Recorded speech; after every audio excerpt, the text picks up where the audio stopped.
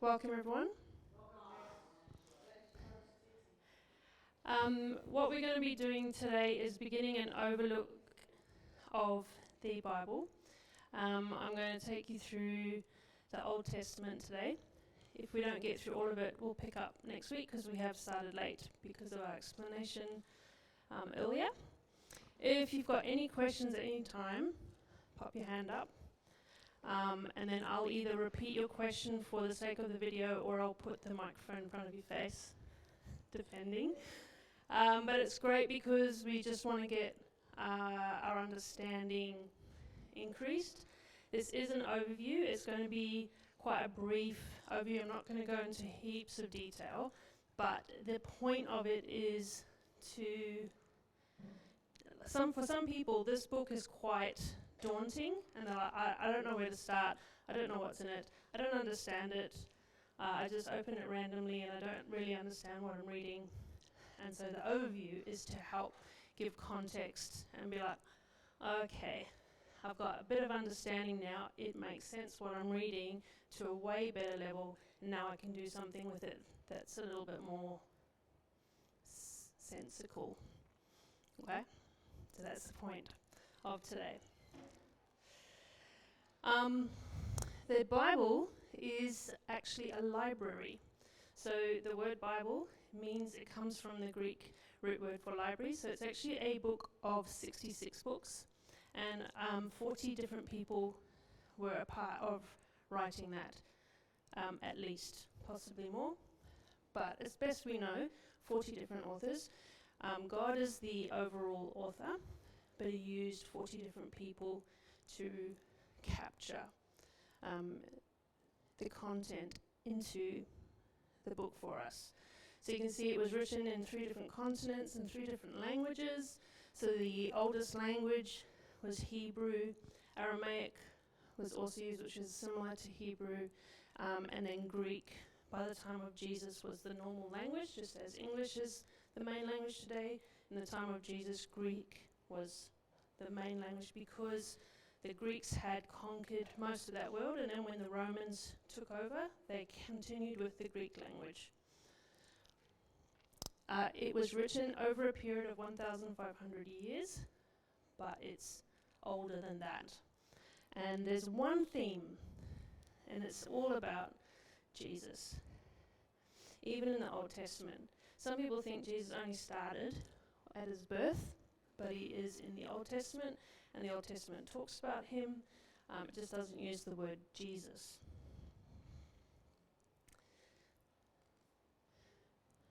So what we'll get into is the green, the blue, and the purple are the aspects that we will cover for the Old Testament. So we've got the creation, the fall, the patriarchs, which I'll explain. All of those are a part of the book of Genesis. And then the Exodus and the Promised Land, the kings and the temple, the kingdom divided. And that takes us up to the end of the Old Testament.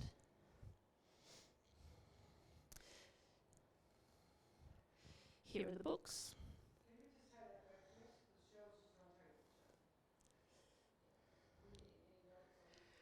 So I'm not handing out notes, but we can put things up on the web page, but there will be a video, and the video will hold these images as well. No, that's fine. Okay, so the 66 books in the Bible begins with those orange books. There's 5 of them. They're called the Pentateuch. Means 5, so Pentateuch is Greek for 5 books. The Hebrew word for them is the Torah. It's basically the books of Moses. Moses is the one who wrote them, and that's Genesis, Exodus, Leviticus, Numbers, and Deuteronomy. So Moses lived about 3,400 years ago, and he's the one that's credited to write those 5 orange books. And those are the first 5 books in the Bible. After that, you see on the slide the blue books, Joshua, Judges, Ruth, and so on.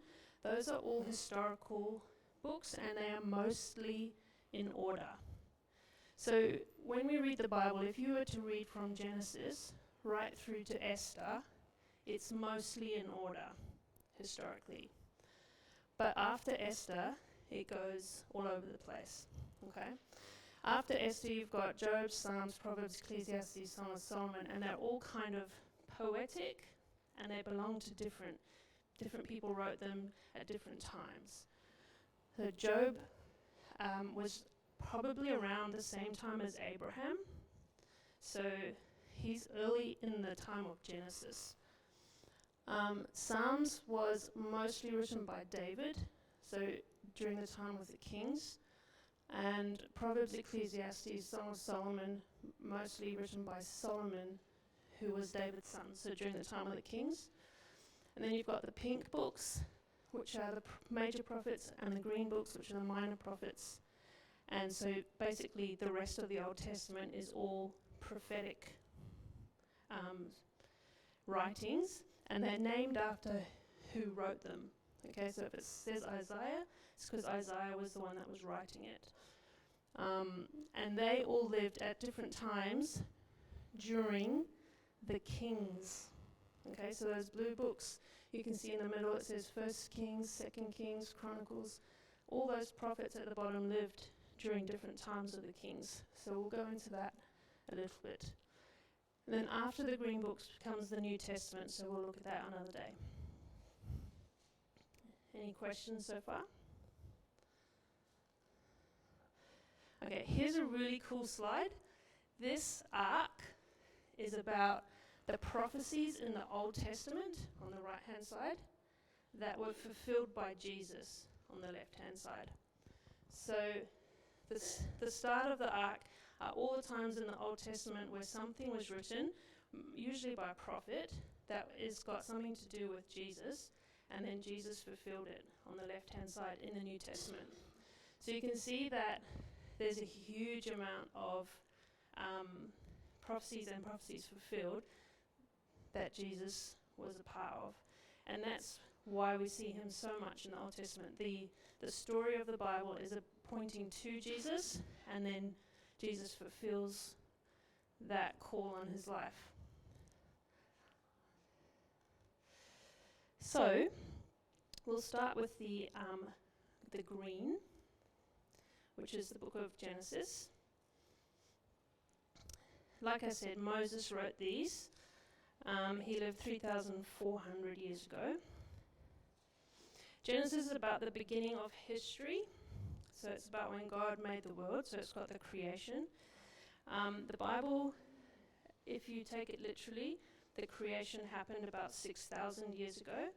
There is room in the Hebrew for that to have taken a longer period of time, but if you were to go by the literal time period, it's 6,000 years ago that the world was created.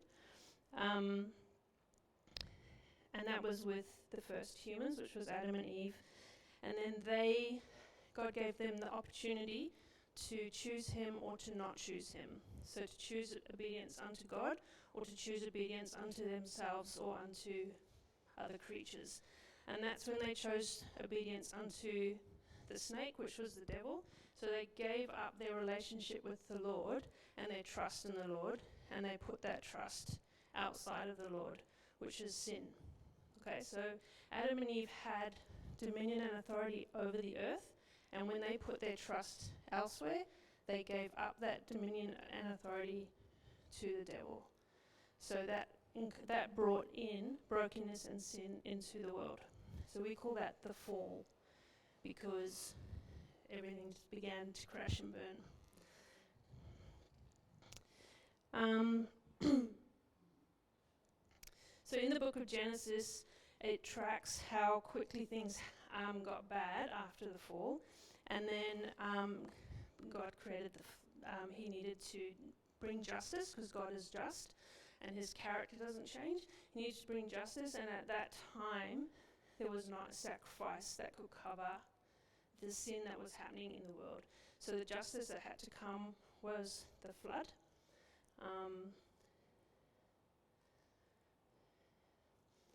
I'll just skip forward to the slide actually. This is a picture of what the ark probably looked like if you go by the dimensions that the Bible gives. I mean, a lot of little kids' books has a little rubber ducky ark with the giraffe hanging out one window and the elephant out the other. But the ark actually was 140 metres long, which if you've been to Optus Stadium, is the length of the field between the posts, was around about the length of the ark. If you run 100 metres, keep that in mind, that's how I like to think of it.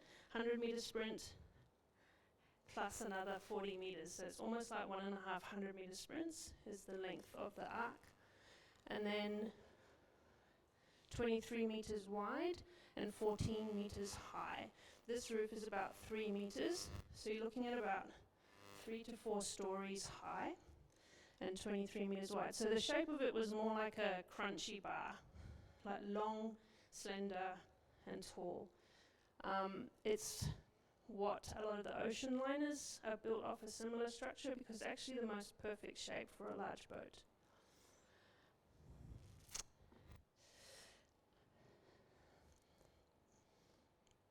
Alright, so if we look at this timeline, on the far right you see that God created the world around about 4,000 years before Christ, or earlier, but at least at that time.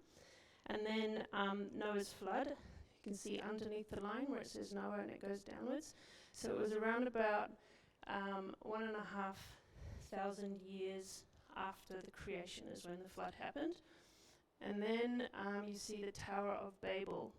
So this is after the flood. So Noah and his wife and his 3 sons and their wives were the only survivors of the flood.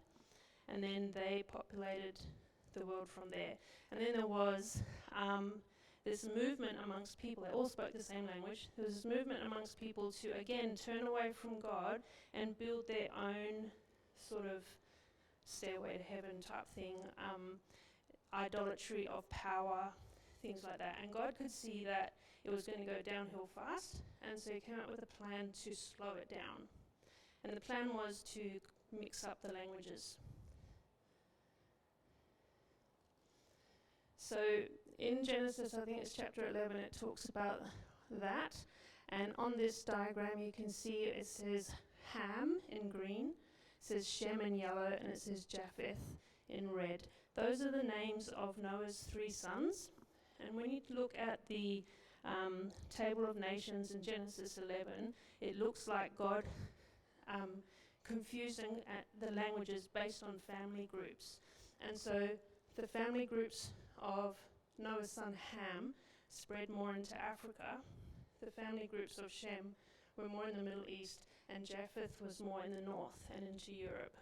So if you have African descent, you probably have more of Ham's lineage. If you've got European descent, probably have more of Japheth's lineage, and so on.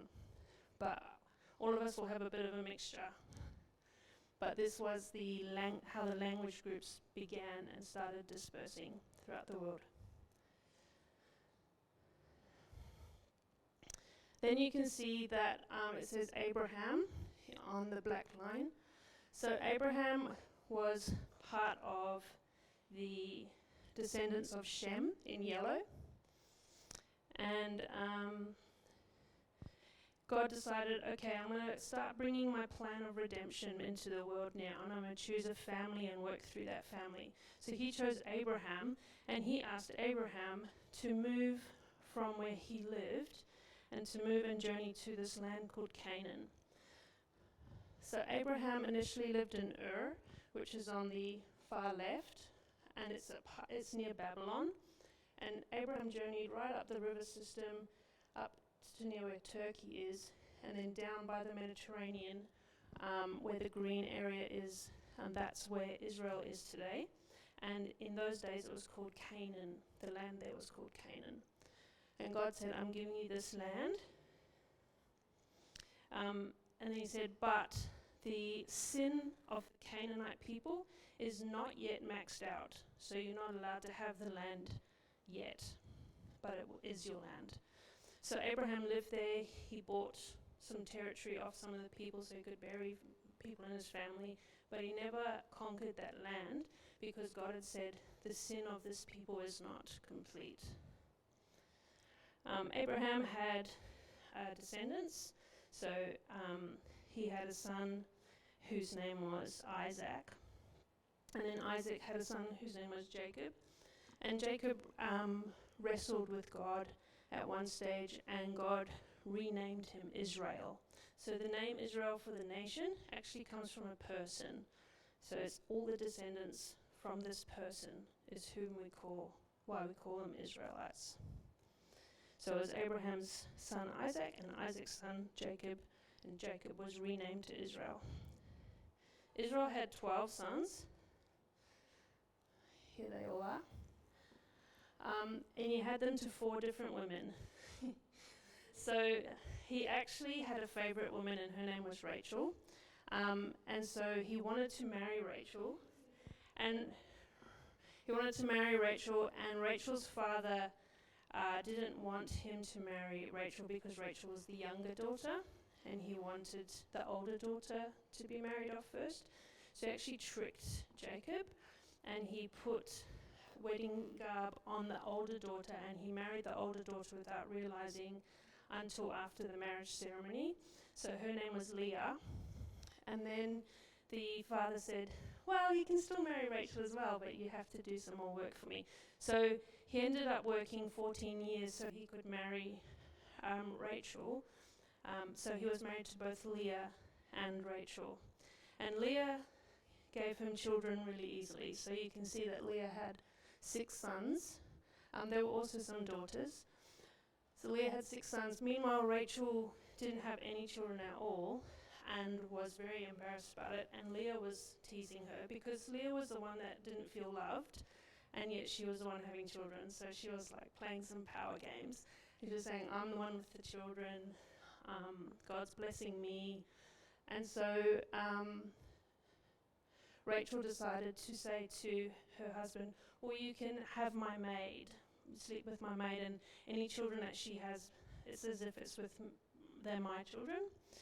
And then, so that's why there's another woman there with 2 children.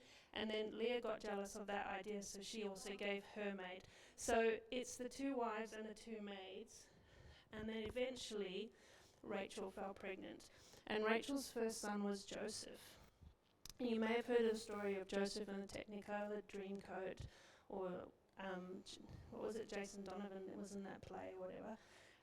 Joseph was like Jacob's absolute favourite son because he was born to his favourite wife, and he was like it was years until Joseph was born. So he favouritised Joseph big time, which you can kind of understand knowing the backstory, but all of those brothers were very jealous. And so they actually grew to hate Joseph, and they made a plan to kill him. But one of the brothers was like, oh, maybe we shouldn't kill him. Let's just dump him in a pit and let's have a family chat and we'll decide what we'll do for him. And while he was in the pit, these traders came by and they decided, well, let's sell him. We'll sell him as a slave, but we'll tell our dad that he's been killed by an animal or something, so dad doesn't know. So Joseph got sold by his brothers, and he was a slave in Egypt. Meanwhile, Rachel had another son called Benjamin, who became the next favourite. But all the brothers felt so bad by what they had done that they didn't carry jealousy in their heart towards Benjamin, but they also never told their dad what they had done. So their dad always thought that Joseph had died from an animal, but the brothers knew that he was in slavery. So Joseph was in Egypt as a slave.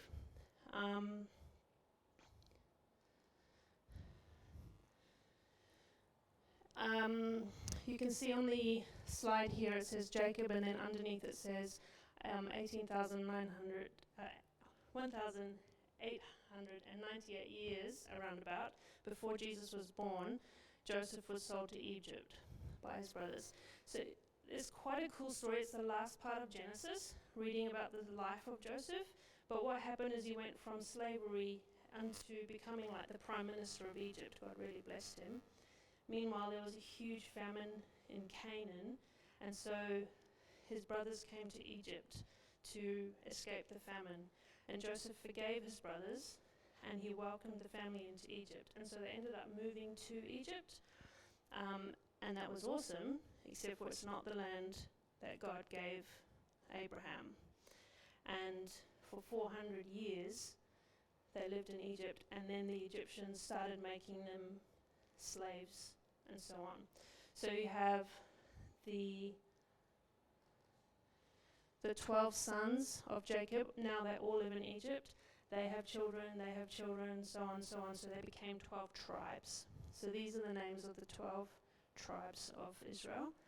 And then in Egypt, they ended up becoming slaves over a period of 400 or so years. Any questions so far?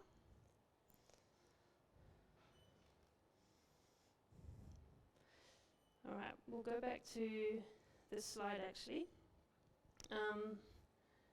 At the end of, what is beeping? Oh, it's those. You'll have to ignore that. It's because it's unplugged. Okay, at the end of the 400 years, the slavery was so bad for the Israelites that they were crying out to God, please deliver us. And Moses was born during that time. So Moses is the person that God chose to deliver Israel from Egypt back to their homeland. It's the story of Exodus. So if you want to read about Moses, you're going to look at the start of the book of Exodus. And then the 10 plagues and all of that is all part of that story. So the Israelites move out of Egypt and into the wilderness between Egypt and Canaan. And while they're in the wilderness, God set up their governmental system of Israel with them.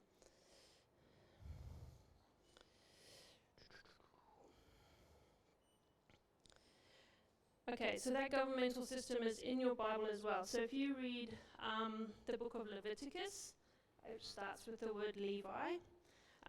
One of the tribes of Israel is Levi. The Levites were charged to be the priests of Israel. So Leviticus is about all the things that the priests had to either do or that they had authority over within. So it's all rules and stuff. If you want to read Leviticus, it's a lot of rules. There's some pretty weird ones, like don't shave your sideburns. That's a rule if you're a boy. There's the whole of Israel needed to follow all of the rules, and so there's moral rules because God is righteous and just, and those rules never change. So that's like do not murder, don't commit adultery. Those rules continue for all time. Then there's ceremonial rules, which are the ones to do with sacrifice and cleansing from sin and so on. And Jesus fulfilled the law, so he's actually paid for all of those rules. So for us, we don't need to sacrifice goats anymore because Jesus did that. And then there's civil rules, which is about how to govern the nation, which our nation is different to that nation, so we might have different rules. So if we were to live by all the rules in Leviticus, it's not actually relevant for a lot of those rules to be our rules. But it is relevant for some of those rules to be our rules. Okay? So we have Leviticus, and then the book of Numbers, which just talks about how many Israelites there were and how they divide themselves into tribes and how they organize themselves for war and who did what and so on. And then there's some cool stories in there as well. And then Deuteronomy recaps a lot of that. And at the end of the book of Deuteronomy, Moses dies, and the children of Israel are facing Canaan. They're ready to go in to conquer the land. And that's where the end of those 5 orange books finish. So then we move on to... so we've looked at those 5 orange books. Then we move on to the blue. So we're going through now of Israel moving into their homeland and establishing themselves. So if you're reading these stories, it's like 3,000 years ago that you're reading, okay? So you've got to think of the way that people lived their lives was very different from today. the sin of the Canaanites was now maxed out, which was why the Israelites were allowed to go and conquer that land. And you've got to understand that for a nation to have reached that level of justice needing to be done, the sin level in that nation needed to be astronomical. It happened quite a few times to Israel where God had to bring a nation against them because of their own sin. So you can see what some of that sin is in the Old Testament, and it's crazy. So Canaan had reached that point, which is why Israel had a just right to go in and take that land. So we get the story of Joshua and the Battle of Jericho, which is at the start of the book of Joshua. Joshua starts off with the conqueror of the nation of Canaan. There's a few different wars, and then they divide the land up and give it to the 12 tribes. So each of those different colours there is just a different tribe of Israel. So remember the 12 sons? So these are the 12 tribes. They all had different homeland. Just like in New Zealand, the Māori tribes have different homelands. Here, Aboriginal tribes have different lands. These were the tribal people of Israel.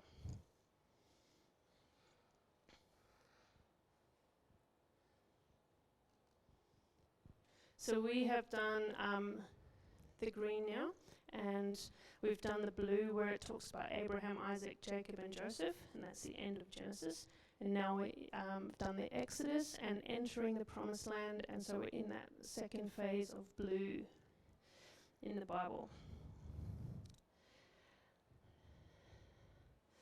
Okay, there's quite a bit that happens here. So Joshua goes in, they conquer the land, and then what happens is Joshua dies, and God says, I'm your king, and so they don't have a king of Israel. They have people that rise up into a place they become a judge over the nation, and the book of Judges is about all of those leaders. And what Israel tends to do is be like, yay God, yes, we're following you, and then they turn away from him. And then judgment comes upon them, and another nation will start to rule over them, and then they're like, oh, sorry God, we're sorry, please can you save us? And then God sends a deliverer who becomes their judge, and he frees them from the other nation.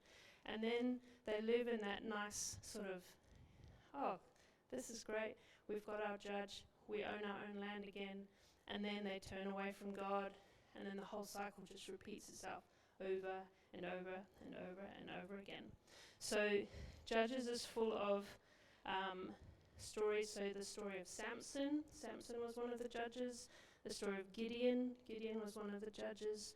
And then there's some pretty gross stories in Judges as well.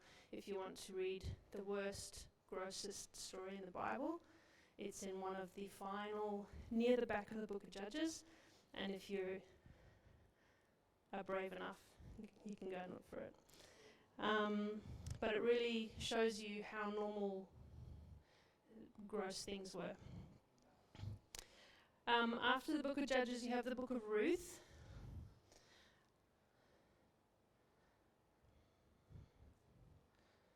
Hang on a sec.